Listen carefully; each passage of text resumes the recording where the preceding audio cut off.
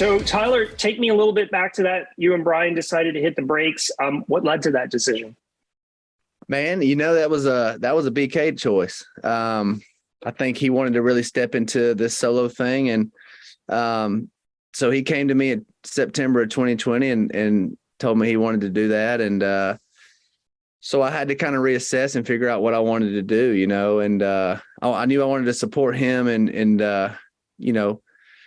any way I could, and so I just sort of stepped back and was a songwriter and doing that because that's a big piece of what I love to do, and did that for 6 or 8 months and let BK do his thing. And then I felt inspired as well and sort of started understanding where he was coming from, wanting to connect with the fans on a personal level and really share his story. And so I felt the same kind of calling, to share my voice, my story, and be a little more personal with it. So it's been a really fun transition. This unexpected journey has led me to a great place, and to be able to step into this solo journey and connect with the fans, I now totally see and understand why BK kind of felt called to do that.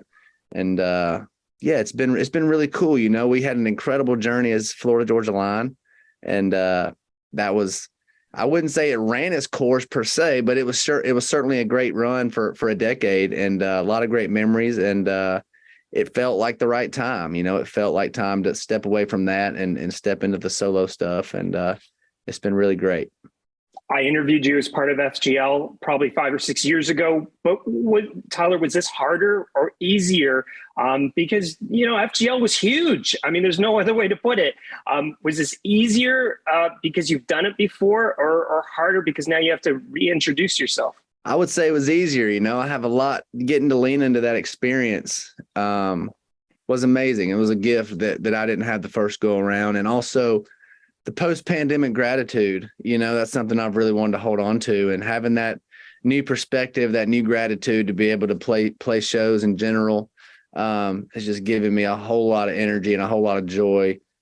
Getting to build the team that I have around me has been incredible. It's made it a lot easier. I have a great support system. I now have a wife and kids that I didn't have the first go around, which makes it really, really sweet and fun. And getting to watch them watch the journey is also inspiring and really cool. And they're a big part of this now. So it's really, like I said, it's just been amazing. It's been a really cool kind of rebuild, rebrand, getting to start somewhat fresh and just feel re-inspired and re-energized is something I'm really thankful for.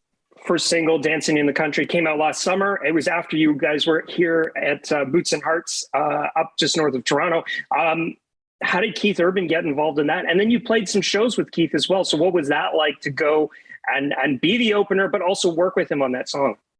Yeah, it was amazing. Keith is somebody I've looked up to for a long time.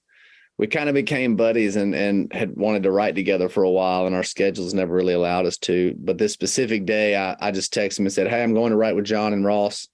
If you're in town and want to join, come on with it." And he was like, "I'd love to." So it worked out, our schedules allowed it. Timing is everything. And we got together, had a special day in the studio, and just a great creative energy in that room. Miss My Daddy is one of the most personal songs, I think, on the record. Tyler, are you at a stage in your life where you feel you can really open up with fans a little bit more, maybe than you were able to do, 6, 7, 8 years ago?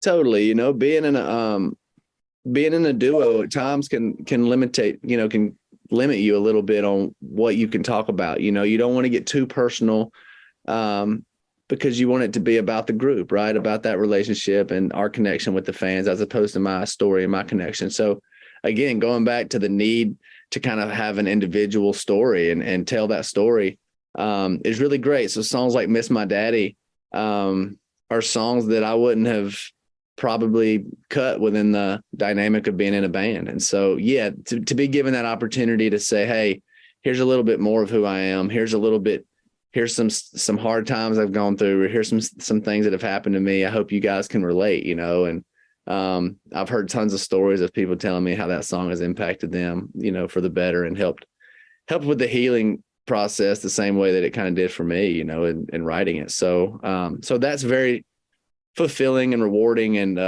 makes it all worth it in the end. That was a song that was a good example of a song that I really never thought I would record or put out. But being able to tell my story allows me to do that, and honestly sort of encourages that type of thing. So what's the fan response been like, and how's your approach to the live shows changed?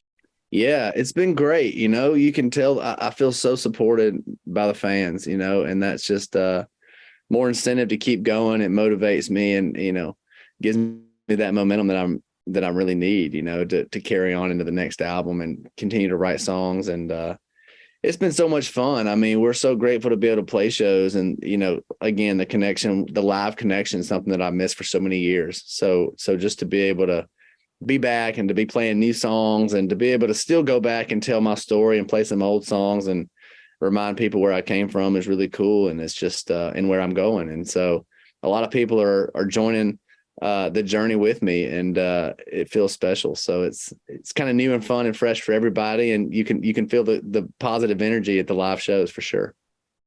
So, 5 years from now, 6 years from now, if FGL gets back together, how do you think this time apart will make things maybe better or different for you guys down the line? I think we'll have a new gratitude, for what we had, what we built. And ultimately, if you take anything away, as we all learned in the pandemic, you gain a gratitude that you may have lost before, whether it's an injury that I dealt with injury, I dealt with, a lot over the pandemic, but a lot of those things really just gave me a neat perspective and an extra bit of gratitude. So if we ever do get to a day where FGL, reunites and goes back out there, there will definitely be a gratitude shift for sure. And thankfulness for those fans that changed our life, and, for those songs that were such a big impact in our life and the fans' lives, and allowed us to do what we're doing now, really.